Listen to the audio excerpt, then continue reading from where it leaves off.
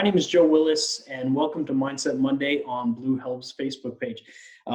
We've done these for a while now, so most people who will be joining us uh, already kind of understand what we do here and the purpose of these conversations. But once again, if this is the first time you're joining us, go ahead and hit the share button, start hitting the like, just get the message out there, because what we want to do is get this spread before we get the conversation started. So now is the perfect time to start inviting friends and reminding people, hey, it's time for Mindset Monday on Blue H.E.L.P. But what we do is we try to kick off the week with some sort of a conversation with a guest where the goal is to be better by Friday. And it really doesn't matter what perspective we're looking from or who it is we're talking to. Everyone we've had on the show has given us a little something for anyone to walk away with that helps prepare them for the week. We started off with some goal setting stuff. We've had some mental health experts come in. We've had widows and widowers, a lot of different participants in this show who have shared just a little bit with us every time. And so tonight, like every other guest, we're super honored to have here with us. This is actually a kind of a unique one. We said we'd be bringing in some Blue H.E.L.P board members. Well, this one, once again, is Dr. Jeffrey McGill. He's the vice president and co-founder of Blue H.E.L.P. and has had a career in law enforcement, 15 years with one agency, Okaloosa. I think I said that right. Okaloosa, yeah. I say it wrong half the time. But before that, he was a Marine and has spent his career since then in law enforcement. Now he's currently the director for the academy at the college, Jeff. West Florida State College. And where they do all the in-service training and the advanced training for law enforcement in the area, but they also do all the academy classes. He's also a best-selling author and co-wrote the book, The Price They Pay, with Karen Solomon, the president of Blue H.E.L.P.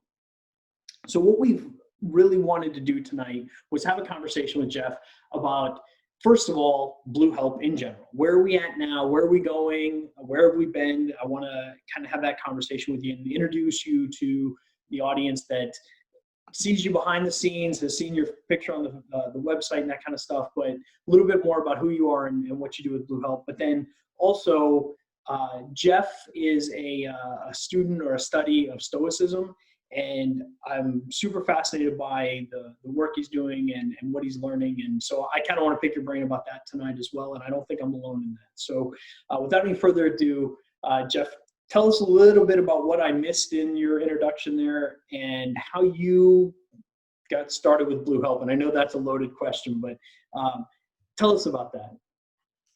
So yeah, I'll try to keep that as the short story. Blue H.E.L.P kind of has changed over time, and as we ended up writing The Price They Pay, Karen and I co-wrote that. And then with conversations after the fact, people were asking, well, what are you guys going to do next? What's on the agenda? And we didn't really have an agenda. We didn't know what was next. And so requests started coming in for different things, different services. And so we started looking at trauma and stress and mental health within law enforcement. And then ultimately we got to suicide and law enforcement suicide, and the numbers were staggering, and services weren't being offered, and we weren't doing the right things as a culture to address this. And so that's where we started focusing our efforts. And so, I benefited a lot from some post-traumatic stress, mental health services, some peer support services, and things that made me better in the long run after my partner was shot. And so, it helped me grow. It helped me change who I was and get to the other side of things. And so we wanted to be able to either provide these services or point people towards where they could get these services themselves, so that, other officers can get through these kinds of things. And so that's kind of where Blue H.E.L.P initially started. The further we delved into law enforcement suicide, we found out that the widows and widowers that were left behind were commonly left without any assistance, or weren't provided additional tools or additional resources that would have been available had this been a normal, what they'd consider a line of duty death. And so we started to try to reach out to the widows and the families and say, hey, what can we do for you? And we're a very small organization. And so we have limited funds, but what funds we had, we've made some big strides. And we started to force a conversation that was uncomfortable for a lot of law enforcement leaders. It's uncomfortable for a lot of senior law enforcement officers. I mean, I came up in a time where this was not a conversation. We didn't talk about this in the academy, but all of my students get it now. My bosses didn't talk about this. It was a cultural thing. And it's not that they probably didn't talk about it because they didn't want to. It's they didn't know any better, and we didn't have a lot of good information. So we do know better now. And so this is something that we need to be talking about. And so Blue H.E.L.P has pushed this. We've pushed it with legislation. We've pushed it with testimony. We have been out front having these conversations. And certainly Karen is the point person. I like to stay in the background. I'm kind of a behind the scenes kind of guy. But these ideas and these concepts come from the board, and we push this agenda forward. And Karen does a great job at getting that word out for us. And so as we go forward, I think the big questions that we as a board are trying to discover, or we're trying to answer is, what's next for the organization? We are currently working on the first suicide memorial site located in Texas. That is a big priority for us. We want somewhere that the families feel comfortable going to.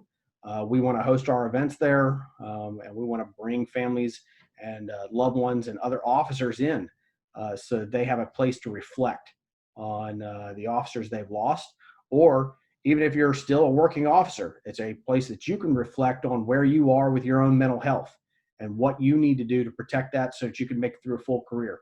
I tell my new recruits all the time, it's no good to work your 25-year career, and we already have a early death rate just due to our lifestyle throughout that 25-year career. But I tell them, I want you to milk the state for everything you can, get all that retirement money you can, and enjoy the rest of your time. But that requires good physical health and good mental health throughout your career so that you can enjoy those benefits that you've earned so desperately. So that's kind of where we're going now. We're, like I said, looking at some other options for family support services. A lot has to do with, like I said, funding and donations. So that's what we rely on. We don't have any. The board is not paid. We have one paid employee who does a phenomenal job for us, helping us to stay on track because the rest of us are working full time. And Blue H.E.L.P is an undertaking after that. Yep. Yeah, you had so much wrapped up in there, and I'm going to circle back around to a couple of those things with you. One of the things I want to point out for everybody, Jeff was pretty clear about what he said there as far as Karen is definitely the face. She's the most commonly seen, the most prolific on all the social media platforms. But without a doubt, there is this team behind her, and it's largely been led, by Jeff and some of the other, founding board members. Steve is another one that we all often kind of turn to for those, moments of guidance. Where are we going? How are we going to get there? And that sort of thing. And you've been very instrumental in kind of the voice of reason through a couple of things, and as far as the sounding board that we often turn to. And so, from your perspective, you mentioned that you've seen a culture change, and you've seen kind of the slow progression over time, I think was kind of the way you said it. It certainly wasn't that way when we were younger. People just weren't talking about these things, but we're creating that culture. What's the biggest thing you think is changing that as we move along? What's making that change happen? So it depends on where you are across the country. Some of the new leaders that are coming up are adopting things quickly because they know it's the right thing to do. Some are being forced to adopt it because we're forcing. Blue H.E.L.P started out very early on with having these tough conversations and initiating them, but we decided we weren't going to go away. So if your agency didn't want to talk about it, that's fine. We're going to continue to talk about it. And so we've backed some of the leaders who don't want to talk about it into corners, and now they're forced to address it because it's in their face. It's out on the news.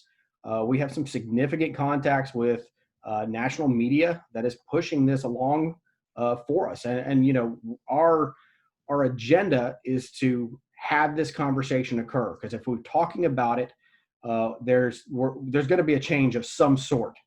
And so that's kind of the biggest thing is, like I said, we have some early adopters. There's some big agencies that are doing phenomenal things with suicide and mental health in their efforts. And then we have some slower agencies. I'm down in the south of the United States. Now I'm live in Florida and South Alabama. And so we have some of these agencies that are very old school still. And some of the bosses have not adopted the appropriate practices, what we would call best practices now, in when it comes to mental health and suicide. So, you know, we're still having these conversations with some of these agencies going, hey, this is something you need to consider, and don't wait till it's at your doorstep. It's too late to try to figure these things out when it's on your doorstep. And we still get those calls. Blue H.E.L.P gets those calls that says, I've had a suicide in my agency. What do I do now? Yes. It's so much better if you have planned for this ahead of time, or that you've done the work to prevent. And that's kind of the things we keep pushing. And what are some of those best practices? So you mentioned a couple of them, obviously, is having the policies in place, knowing what the answers to the questions are going to be.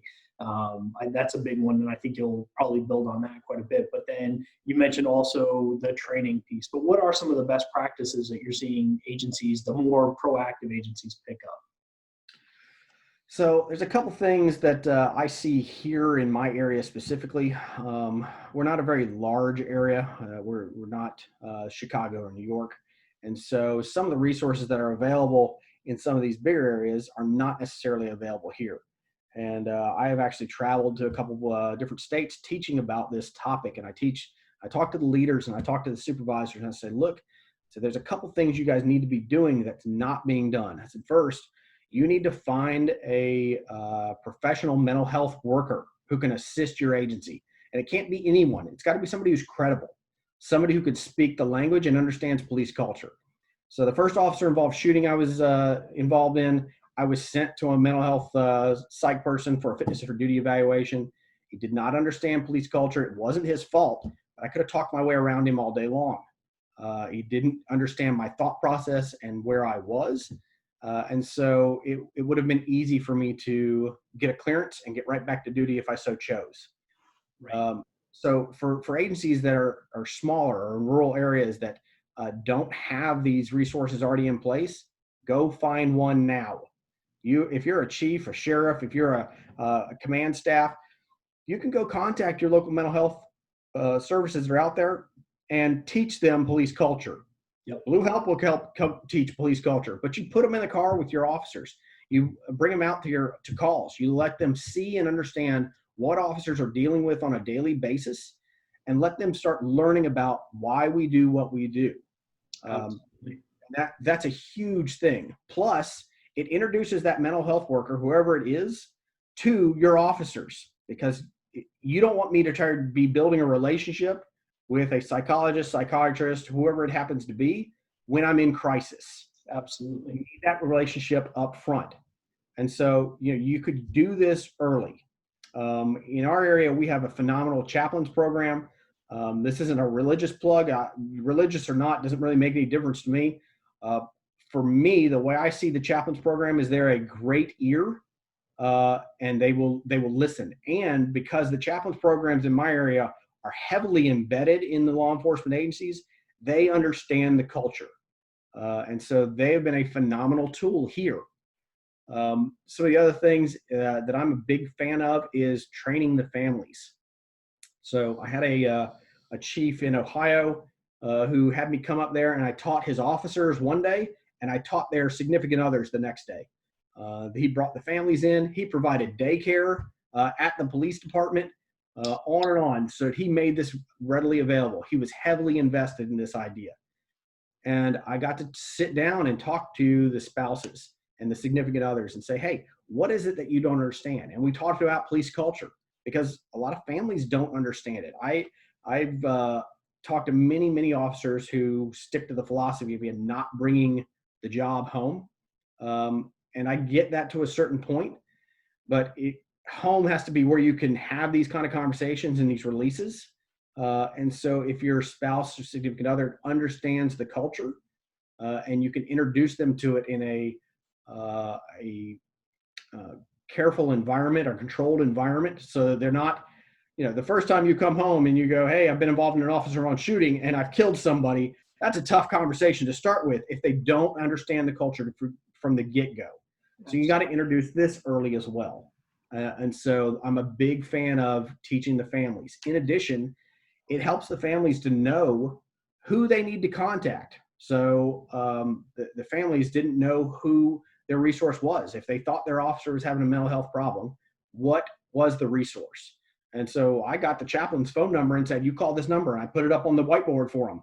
I said, this is your chaplain. You call him. He will know who to talk to next. And so that's a big thing I'm a proponent of.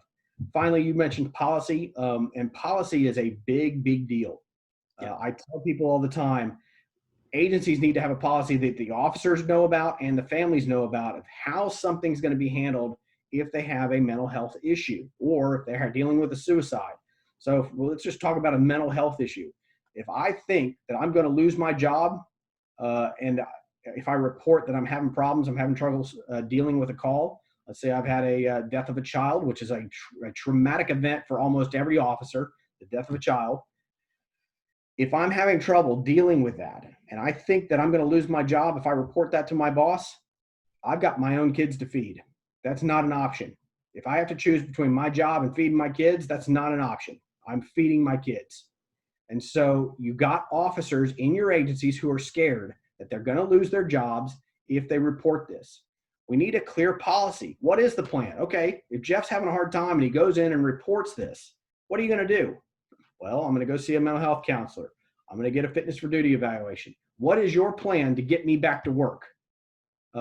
If we have officers who are injured in the line of duty physically, we have a very clear plan. We are going to file a workers' comp first reported injury claim. Workers' comp's going to step in. We're going to go to the hospital. We're going to get treatment. We may see a specialist. Whatever it happens to be, eventually we're getting a fitness for duty evaluation and we're back to the road. Workers' comp's going to clear us and we're back on duty. That's what your officers need for mental health. This is the same kind of injury. There is, the military has taught us a tremendous amount about trauma and stress, courtesy of the wars we've been fighting for the last 15 years. We have been doing functional magnetic resonance imaging on our soldiers. And so we take them, we do these brain scans, we send them off to war. We bring them back, we do these brain scans, we send them back to war. We can see brain changes. This is a physical change due to trauma and stress. The same changes are occurring at in your officers back home.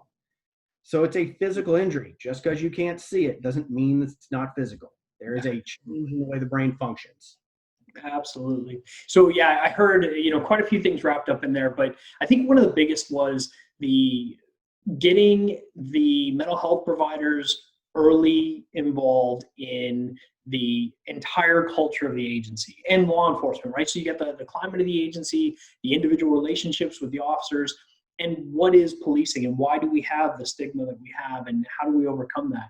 Another thing that I really appreciated you pointing out, because we've had some great conversations with chaplains along the way at various conferences we've been to and we've hosted, where it is not necessarily about religion and bringing the chaplains in for that purpose. They are the initial point of contact above all else in some agencies, where they know, and I think you said it was, you put that number on the board and say start here, because they know who to call next. They know where to go after this. And so that was a big takeaway. And then involving the families, because and this is actually where I was going to go next with you, was the conversations we've had with the widows over the last several years. Some of the things we've learned about what could have been done before. And you mentioned that getting families involved in training, get them involved in the climate and the culture and awareness of policies and resources, great place to start. Things have gone too far. We have to involve the families now and take care of them in the aftermath. What have we learned at Blue H.E.L.P as far as taking care of families, agencies' responsibilities when it comes to death by suicide?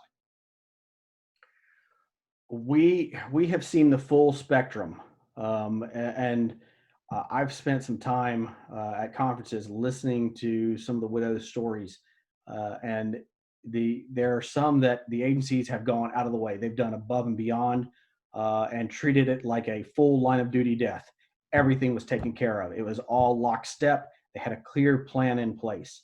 And then we've seen others where the body was barely out of the house when the agency was pulling agency uniforms and equipment out of the house. We have to treat this like a line of duty death. There is, if for no other reason, and I don't know how many other states have this, but in Florida, we have something called the Heart and Lung Bill.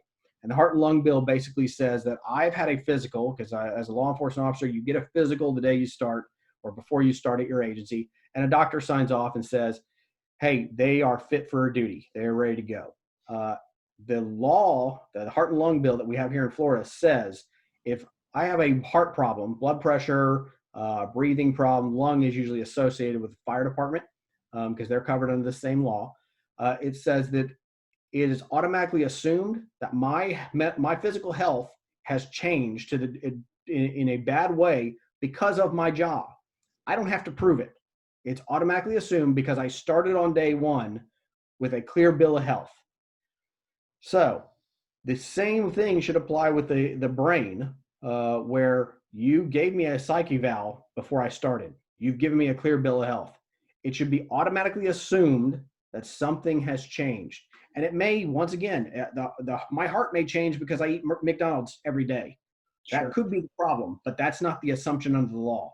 My brain may change because of any number of things. Officers are dealing with all kinds of stress, just like everybody from the general public, but the job doesn't help. And so treating these deaths, these suicides, like a line of duty death and having a plan and having someone there for the family, serving as a liaison, going, this is what's going to happen. Here's how we're going to treat the body. Here's how the funeral is going to go. We have had our agencies that just abandoned the widows and said, hey, it's all you, good luck. And have issued orders to officers attending the funerals. You can't wear your uniform. You cannot attend in your uniform. That is part of the culture problem. And we've got to change that. Absolutely. No, that's one of the biggest takeaways I had, and I had a feeling that's where you were going, is we have had these conversations with countless now, unfortunately, and the experiences. One of the biggest takeaways I've had is the disparity. There is no consistency in the treatment of death following suicide, and the families and insurance. This is going back to the policy piece, but one of the biggest takeaways we've seen is have those policies in place as to what's going to happen in the aftermath regarding insurance, regarding right to benefits and that sort of thing, because the wrong time to answer those questions is in the days afterwards. And the majority that do that are reacting on emotion, and some emote correctly, and they get it right, and they take care of the family, and others just destroy that relationship and the family. So that was spot on from what I've seen as well. So one of the other things that I wanted to have a conversation with you about tonight was you recently attended a pretty long course on Stoic philosophy and Stoicism, but this has been something, a passion and interest of yours for quite some time. And so if you can, kind of tell us a little bit about Stoic philosophy and the role it plays for law enforcement, resiliency, and this sort of thing. So let me start with a couple caveats, because with any suggestion, with any idea, there's always well, what about this? So anything I say, first, I'm not an expert in this field. That's not my thing. I'm going to tell you how I apply it to me and give you some suggestions on how it can be useful for law enforcement. But take what you can from this to benefit you. The basic tenets of any philosophy, any belief in life should be, is this making my life better? And if it's making your life better, then you go forward with that. And if it's not, try something else. Next, I want to say that the concepts within Stoicism are very simple. They're very basic, but they're far from easy. That has been the most troubling thing for me is, one of the beliefs in Stoicism is that you are only troubled by your interpretation of an event. And so I have bad road rage. That is my interpretation of the event. And so I'm troubled by that, where I get angry when traffic is not moving properly or not moving fast enough and I'm trying to get somewhere. And so, but that's just my interpretation. So I understand that in my mind, but it's not easy to do this in the moment. And so you have to continue practicing these things. Much like we teach a lot of officers, and we teach the military as well, combat breathing or tactical breathing, and people ignore it and don't adopt it and don't try to learn how to use it because, once again, it's simple, but it's not easy. And so the concept is just, oh, this is too simple. I'd rather do something else. So we blow off things that are simple and choose things that are more complex because they think they're helpful. Next, I want to point out that everybody's story is unique, but a lot of what you're facing is universal. And I'll explain this in a very simple way. If we're talking about Stoic philosophy, we're also talking about the Greeks and Greek mythology in that. And so everybody knows the story of Achilles and the great battle of the Trojan War and all that. Well, Achilles' right-hand man was a guy named Ajax, and he was a brilliant military general, according to Greek mythology.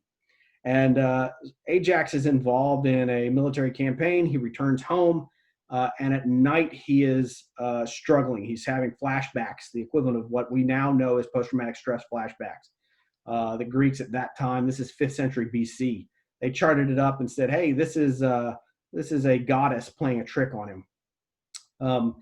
So he wakes up during these flashbacks. He goes outside. He slaughters all his cattle, believing it's the attacking enemy. He goes back into his bed and goes back to sleep. And he wakes up the next morning, finds that he's done this, and he's hugely embarrassed. And he is contemplating suicide, and he's talking to one of his friends in the tent. His friend comes outside, and he's talking to the other friends of Ajax who have gathered there. And I'm going to read this because it's brilliant. It says, from his words and his deep grief, it looks obvious to me that he's thinking of doing some great harm to himself. But that's why I'm out here, my friends, to ask you to go inside and help him in any way you can. The words of friends can often cure a man in his condition. And so this is written by Sophocles in 5th century BC, and this is peer support. This is how universal these concepts are, how universal Stoicism is, peer support, mental health. Certainly, they didn't understand some science behind it. They didn't have functional MRI. They didn't have these things to see brain changes, but they knew that the words of friends could save lives. And that's how universal this is. So Stoicism for me is a coping mechanism. And there are lots of tenets to it that we won't be able to get into everything. But the basic idea is to help you understand that life is challenging. People, and I deal a lot with a lot of younger generations coming up, and there's a lot of misinformation associated with them. Some of it is true, but there's some misinformation associated with them about them not being able to handle hard times. And so life has hard times. There are hard times associated with it, and there's a struggle. And so, to first understand that the expectation for life is to struggle, not to have the easy road, not to have the easy street. That's not what Stoicism believes. Stoicism is you're going to struggle through life. You're going to have challenges. This is how you think about those challenges. And so the object is to find peace while you're dealing with these things. So it tries to take the emotional side out of the driver's seat. And so, we all have our emotions, and some of us are more controlled by them than others. So I'm within Blue H.E.L.P. I'm commonly used as a sounding board by some people, some other members who are a bit more emotional in their responses, because I rarely get riled up about something. It is certainly, I understand frustration, but that's not my response. I want to work my way through to the other side of that and figure out how we're going to deal with it as an organization. And so when you're looking at that for officers, we want our officers to have a stoic response in the face of trying times. And so what we're seeing in the news is certainly trying times for law enforcement across the country. I feel terrible for these guys who are on the front lines. I'm in an academy environment at this point. My life is pretty mellow compared to where I came from. But it used to be, no doubt, right? Absolutely.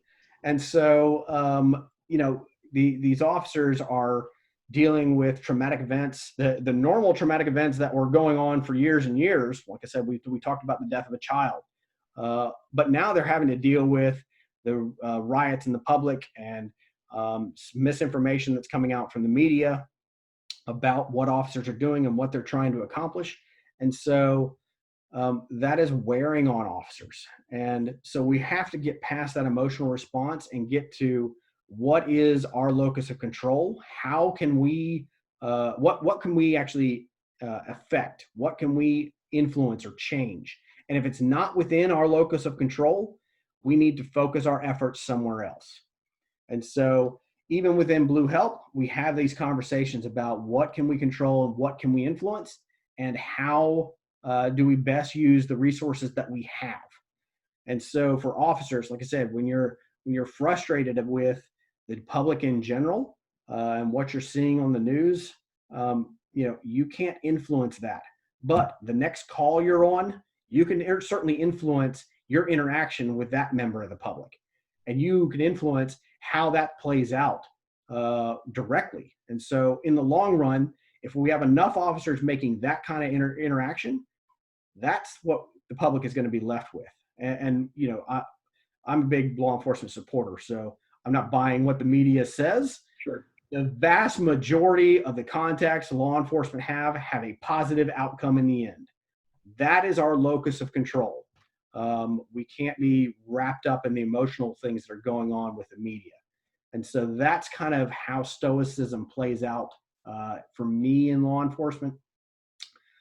In addition, I think one of the big things that that law enforcement officers are facing, and like I said, I've seen it. So I will give you my firsthand effects of this. I've dealt with a lot early on with child abuse calls that were just horrendous, and then child death investigations as a young patrol officer. And not being able to affect that is really tough. It's one of those things that it changes you because you can't control it. And as officers, we teach them. And like I said, I'm in the academy. So we teach you from day one that you are to have control of everything all the time. Well, that creates this persona within you where you believe that you have to have control. And certainly on scenes, I need you to be in control. We can't have officers sitting on the roadside crying when there's chaos going on. If we're at a motor vehicle accident, we need you to calm the family while the child is injured, calm the mother and father, get the child medical treatment, things like that. I can't have you breaking down there. But we have this misunderstanding within law enforcement that we have to have control all the time. And that's not reality. Reality is you don't have control. And when reality really hits you, and so for me, when reality really hit me was when my partner got shot in the face and I didn't have control. I couldn't fix the problem. When he was going to get medical treatment, he was on a life flight helicopter. They wouldn't let me on the helicopter with him because there wasn't enough room. I didn't have control. And truly, I have very little medical experience. There's not much I could do for a gunshot wound to the face, but that's not what it felt like. It felt like I needed control of the situation. And to the leg, by the way. Yes, to the leg. He will remind you. He's not here to remind us, but yeah, one of the face to the leg. Yes, absolutely. And so, if you have that persona stripped of you, that is a stressful event for law enforcement officers. They don't know how to deal with it. And certainly I didn't know how to deal with it. I was like, well, had I done this or had I done that? And you play the what if game, and you can play that for days and days and days. So let me ask you, there was kind of a moment there because you obviously couldn't take a life flight to the hospital, so you had to drive. And that was kind of a traumatic, stressful event. You run code how many times in your life, but never for that reason. If I remember correctly, didn't that kind of play a part in some of your traffic experiences later on, and why maybe you've had to deal with some stuff? So yeah, this is the entire reason I even have road rage. I am much like everybody else in the general public. I'm the only one who knows how to drive properly. If you ask anyone in the general public, everybody else on the road is an idiot, and I know how to drive. That's the way it works. I'm just like everybody else. But after this event, because I had to drive lights and sirens to get to an adjacent trauma center, adjacent city, and no traffic could move out of the way fast enough. And it doesn't matter. It wouldn't have mattered. It had everyone done everything correctly, pulled to the right and stopped and let me go. I was going to be mad because it wasn't fast enough. I couldn't get there. Once again, I needed that control. And so that played out in the long run. The next time I ended up driving, I spent an extensive amount of time in the hospital. Eventually, I had to go home and change clothes and take a shower. Once I knew my partner was stable, I went to the house. Next morning, I was coming back to the hospital, and it was my first time in the car since I ran code to the hospital to try to get to him. And I hop in the driver's seat and I start taking off, and my wife is a paramedic and she's in the passenger seat, and I start sweating profusely. My breathing is elevated. My heart rate jumps up to about 140 beats a minute, and I have no idea what's going on, but I am livid. And this is a Saturday morning. It's still early. There's not a lot of traffic on the road, but I am extremely angry. And this was a triggering event for me. So we know a lot about triggers and associated with traumatic stress. This was one of those events. I didn't recognize it at the time. I didn't understand what was going on, but it had set me into an early panic attack. And eventually we got this figured out, got it sorted out. I don't usually have panic attacks associated with these things anymore, but it took some time to get used to just driving again. I'm not nearly as angry as I used to be, but I want traffic to get out of my way. And it's still tied to that. It's how my brain rewired itself.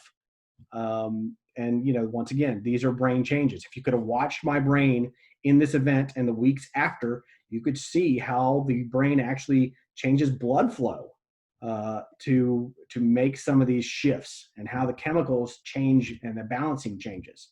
So you mentioned a couple of things in there that I want to go back and kind of highlight, is that there's this concept that may be created, almost a false narrative that may be created by saying Stoicism is a powerful and effective technique that can be used by law enforcement. Because some may pick that up and say, yeah, we're supposed to be stone cold, all the time. We don't need to reach out. We don't need to get help. You were very clear about there's a time for it. There's a time to be the cool, calm, composed person that is expected of the profession. And that's not to say that when you do realize that in this moment I'm having a panic attack in the driver's seat for no reason, that now has to be one of the times that I have to be hard and stoic. So kind of help us, explain from the Stoicism perspective how one reconciles that. Joe, it's like you set me up for home runs. It's almost like you planned this out for me. Hey, but once again, folks, I'm going to remind Jeff and everybody else, there were no pre-posed questions. I'm just genuinely curious. So go ahead. Yeah, what do you have to say on that? So here's the thing. There's a famous Stoic. His name's Marcus Aurelius. He was a Roman emperor, and he was the single most powerful man in Rome at the time. And he adopted Stoic philosophy. And one of his great quotes, and I happen to have it on my screen here, so I'll read it to you. It says, "Don't be ashamed to need help. Like a soldier storming a wall, you have a mission to accomplish. And if you've been wounded and you need a comrade to pull you up, so what?" That's brilliant. That is, once again, that's talking about your law enforcement officers. So what if you need help? That's what your comrades are there for. Yep. He is like I said, a Roman emperor. He led the biggest army in the world at the time. He was a powerful general. When he ultimately died, his soldiers wept for him. He was so well loved by them because he was such a great leader. And this is the kind of person who is out there talking, and this is the kind of leaders we need in law enforcement, who goes out there and goes, yeah, you have a mission to accomplish. And for us law enforcement officers, our mission, like my mission that day, was to make sure all of my friends went home safe. We were on a warrant service when my partner got shot. Well, that didn't happen. And so now I needed help. And so what? That's the big thing. Spot on. Yeah, that is almost exactly. I was not obviously expecting it to be a quote sitting there ready to go, but exactly what I expect you to say was that there is nothing in this. Anyone I've ever talked to that subscribes to this and that has kind of enlightened me on it, there's nothing to say that it has to be that traditional, passed down from generation to generation hard ass mentality of I don't need anything, I got this all on my own. There's none of that there. No. But in the moment, there is something to be said for developing the sort of character and professional command presence, really, of you are a police officer. You are calm, cool, collected in the face of everything else irrational. But if I understand, what I do understand of Stoicism up to this point is that a lot of these irrational feelings, these passion, emotion-driven feelings, are not what we should base our decisions on in the moment, that we should allow logic and wisdom to prevail. And how that happens, I'm kind of curious to continue the conversation, but as we experience them, it's not impossible for even the most stoic individual to experience some sort of a passionate response to something, that visceral gut emotional feeling. It's the override of that needs to be trained. So that's, I guess there's a question in there about that, but then there's also the, how do you build on that? So, okay, I experience these on a regular basis. I'm likely to have an emotional response to something. What do I do? How do I learn to overcome that? So a couple things. First, when you're talking about an emotional response, let's go down to the very basic animal level for humans.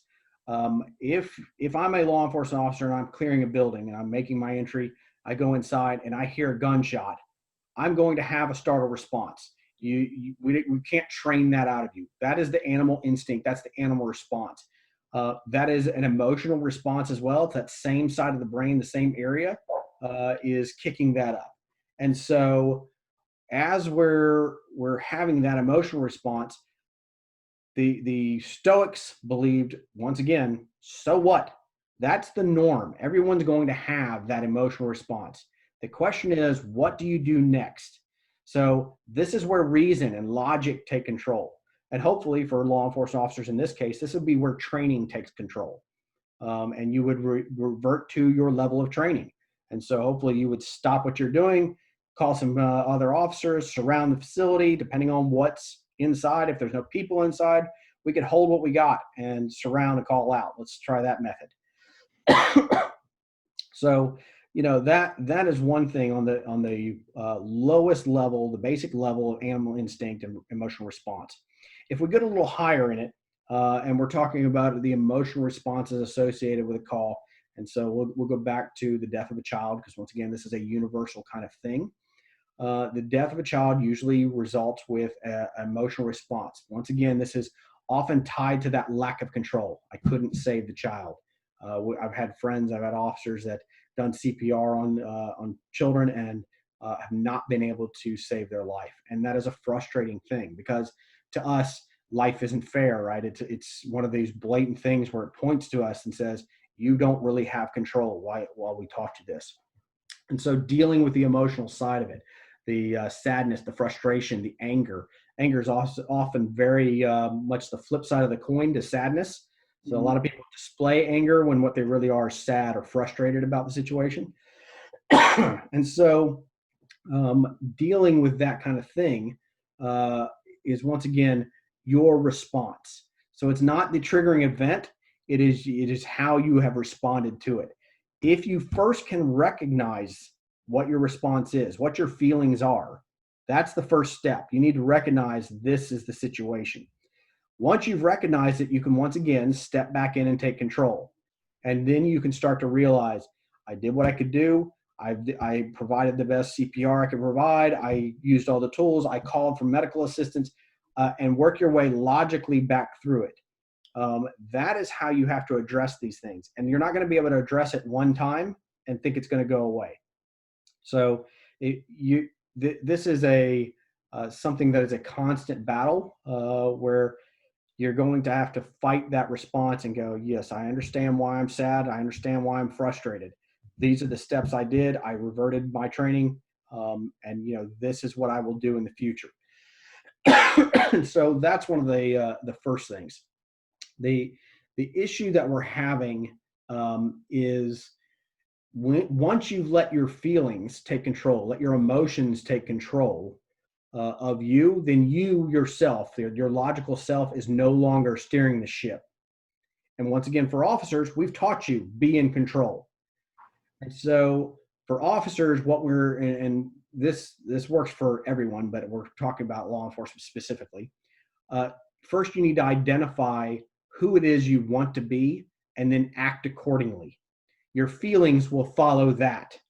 If you let your feelings start first, that will change your actions, and that will change your identity. Absolutely. So it's got to be the other way around. You've got to decide who you want to be first. So for me, I used, and it wasn't me, so let me clarify.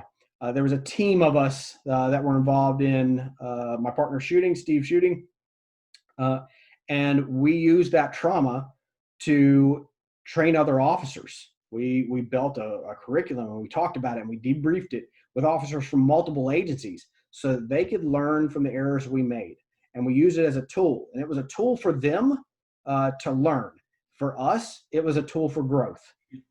It allowed us, we identified who we wanted to be. We wanted to be people who trained and taught people to do it better than we did it, so that they didn't make the same errors that we made. Then we acted accordingly. We went out there and we did our part. And the first briefing was rough. I mean, it's tough to have those conversations because we would play the radio traffic. And every time the radio traffic plays, and it's been some time since I've heard it, when it plays, I'm right back there. I'm on the scene because everybody else is hearing it over the radio. For me, it plays like it's in real life because I could hear it in person. We were physically there. And so once again, another one of those triggering events. So we have that. We acted accordingly. We went out and we trained. And the feeling was, one, it helped us heal. Well, I won't say us. We all went out and did it. It helped me heal. I will speak for myself. So it helped me heal. It helped me get further into training and seeing how important that was for officers. And so it helped. It changed my method from having feelings in control, where I was constantly, what if I had done this? I could have saved my partner. I could have done that. I could have, and going through that cycle, I flipped it around and chose my identity first. And that's what the Stoics want you to do, is figure out who it is you want to be and then act that way. Your feelings will fall in line.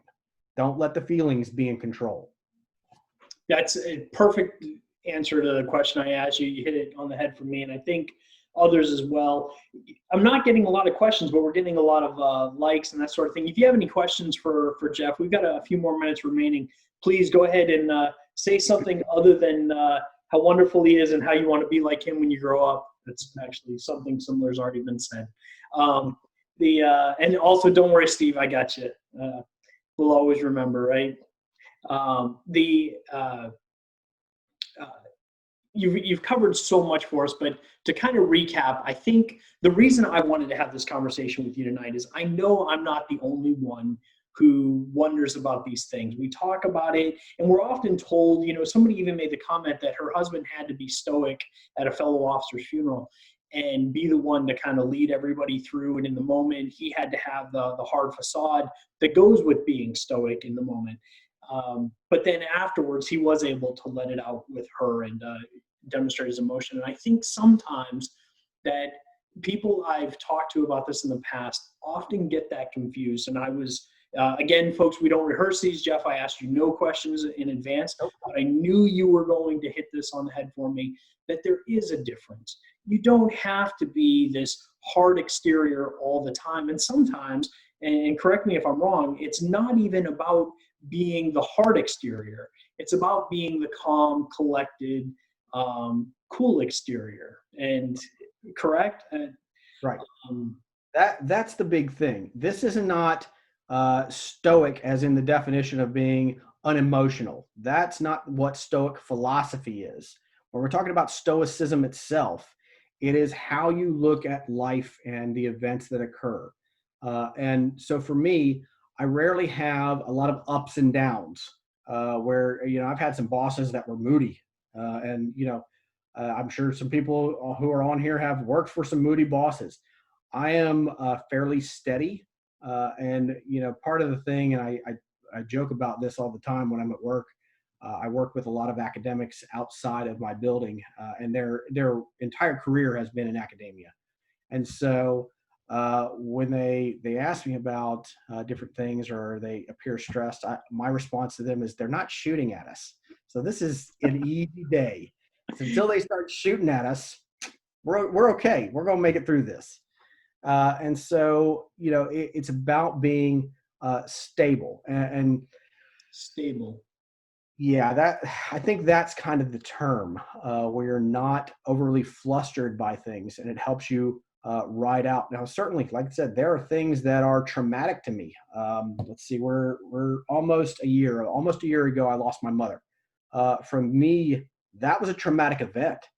And it was tough dealing with that, dealing with the planning of the funeral and what we were going to say and, writing the eulogy. That was tough for me.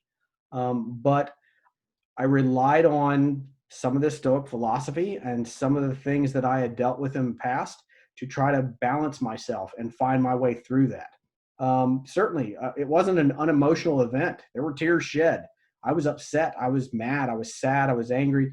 But it's how you respond to it and how you deal with it over the long haul. So the one thing I want to point out, and I know we're running short on time, so I just want to mention that Stoicism is tied, in my mind, is tied to resiliency. And people get a lot of confusion about resiliency and your ability to bounce back. They think that you're supposed to bounce back to be who you were before some kind of traumatic event. And that's not how it is. Resilience allows you to bounce back and find a new method, a new way forward. And it doesn't have to be who you were before. You could be better than who you were before after a traumatic event. There's post-traumatic growth. There's a lot of discussion about that, where you can learn from these things. And like I said, like what we did, we helped others learn from it. And we still use this tool to push forward because we think it's a valuable tool to save other officers' lives and save other families from dealing with what we dealt with. And we talked them through what it's like to be involved in an officer-involved shooting. And so Steve will talk about it firsthand. What was it like for him? And when you get him to talk about it, he'll tell you that the shooting itself was the small part. That wasn't the hugest deal for him. For him, it was what the shooting did to his friends and family. And so I'll get out there and I'll talk about being the friend, being the family. And, if you use your traumatic event as a teaching tool or as a growth tool so that you can help others, I think that's a big deal. It's kind of a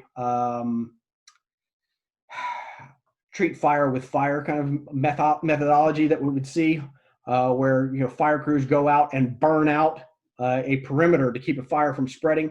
That's kind of what we were doing. We were going forward with it and going, hey, this is how you can use this so that it helps you. And in the long run, it helped us, or helped me. I won't speak for anybody else. It helped me deal with it. Yeah, and I've heard the story. I've seen you present on it a couple of times. I've heard the tapes actually, which are heart stopping, and I wasn't there, so I can just imagine what it's like hearing it again. And actually, we are going to have Steve on eventually, and we will have that piece of the conversation with him. One of the things, kind of as we get ready to close out here, we did get a couple of questions or comments here. One of the things, I'm going to read one here while you answer this one, which is, it came from Joshua Green, which is, coming from a small department, what would you recommend to officers that don't have support from their agencies? So I've actually told officers that they need to go find themselves a mental health person right now, today. And you may have to travel to another city adjacent to you, whatever it takes. Look at it like a dentist. You go see a dentist, most of us, twice a year. Every 6 months, we go get our teeth cleaned. They do a checkup on us, and they see if we're okay. And then we go about our business. We don't show up at the dentist just when our teeth are falling out. It's too late then. So start a mental health, or start working with a mental health person now, today. Two, if your agency is not involved in peer support, you may be able to seek some help within a region. And so in my area, there's some smaller teams that are available, and there's discussion about forming a regional team. Or, like I said, if there's a big city close to you, they likely have a peer support program that is out there. See if you can get involved. Go get your certification and become part of that team. So I'm not affiliated with, I'm affiliated with my college campus agency at this point. I'm not affiliated with any of the other local agencies any longer. And so I do debriefings for them at their request. And so an adjacent agency may call me and go, hey, our officers were involved in this. Can you come do a debrief? And so that helps them because, one, I'm an outsider. I don't belong to their agency. And so the officers feel safe having these conversations with me. And two, I have street credibility because I've been there and done that. And so it's, for me, it's beneficial because, once again, I'm still giving back. So go get your certification and help others. So mental health person, do that. If your agency is not going to have a policy or procedure in place, then you need to start working out with your significant other or your family or your friends what your plan is going to be. Hey, if I'm struggling, hey, I need to be able to come and call you and talk to you. Who is your person? Like, I know if I'm struggling, I know who's going to answer the phone. Who is your person? And that person needs to know they are that person, and start having these conversations. I get it. They're tough to have, and they're uncomfortable to have. But if you build this groundwork now, it's much easier when you're in crisis. And crisis shows up at random times. We are a small area where I live, and we've buried way too many officers. So we've buried 4 officers since I've been here. It's tough. Absolutely. And next time we have you on, we'll kind of maybe talk through that story. Maybe actually have you and Steve on at the same time, and kind of talk through that experience that you all went through, because it's incredibly powerful. And I don't want to cut you off, and because that could take a whole other show. Just that piece alone. That, but I do. If you're interested, I'd love to have you come back on and with Steve and kind of have that conversation with us. Anytime. And Jeff pointed out about we really pushed the I Will Listen campaign, which is about getting that conversation about mental health started early and often, because the more we talk, the more we'll listen, and the more we listen, the more lives we'll save. It's not about being there in the moment of crisis. It's about being there, right? And so with that, I'm going to go ahead and close out this show. Jeff, thank you so much for your time tonight, and sharing all of this with us about Blue H.E.L.P, your experiences with Stoicism, and your learning path. And I hope everybody that was watching, there were some comments on here. If you want to maybe kind of scroll back through them, and if there's something that somebody asked or whatever that I missed, if you want to comment on it, I'll see what I can do as well. Yep. But I do want to let everybody know tonight. So occasionally you see me holding up my Team One Network Cup. They're good friends of ours. They have sponsored us and supported us in many different ways over the last couple of years. We learned this week that Team One Network had their conference, and it was a virtual conference this year with only a couple people in Virginia, but about 50 people from across the world. Actually, they were in UK, Israel, and a couple of other places.